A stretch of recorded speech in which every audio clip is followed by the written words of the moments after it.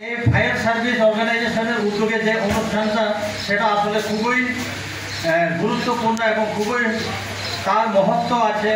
কারণ আজকে এই ট্রেনিং এবং ব্লাড ডোনেশন ক্যাম্প এর মাধ্যমে যে মানুষের কাছে সেবা পৌঁছানোর সেটাই এখানে আমরা পরিলক্ষিত করি। ট্রেনিংয়ের মাধ্যমে এখানে যারা কাজ করেন ওনাদের সেবার জন্য আরও নিজেদেরকে রিফ্রেশ করতে পারবেন এবং তারা শুধু এই অর্গানাইজেশনে ওনাদের দায়িত্ব পালন করার জন্য না, ওনারা পাশাপাশি আরও সামাজিকতা দায়বদ্ধতা থাকার কারণে ওনারা এই যে ব্লাড ডোনেশন ক্যাম্পের মতো মুহূর্ত একটা কাজ ওনারা উদ্যোগ নিয়েছেন, সেটা সত্যি প্রশংসনীয় এবং প্রশংসাযোগ্য।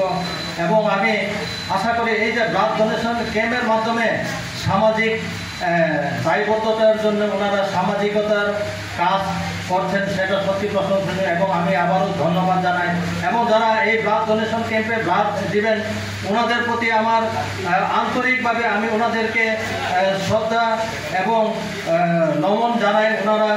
কারণ ওনারা যে সামাজিক দায়বদ্ধতার জন্য যে ব্লাড ডোনেশনের ক্যাম্পের মতো কাজ ওনারা সেই সহযোগিতা এবং সহভাগিতা করছেন, সত্যি সেটা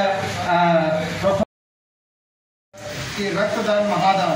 तो जैसे ही मेरे पास फायर डिपार्टमेंट से इन्विटेशन आया कि हम लोग एक ब्लड डोनेशन कैंप कर रहे हैं, तो मैंने इनको सबसे पहले ये बोला था कि मैं पर्सनली कंफर्म आऊँगा और मैं खुद ब्लड डोनेट करूँगा।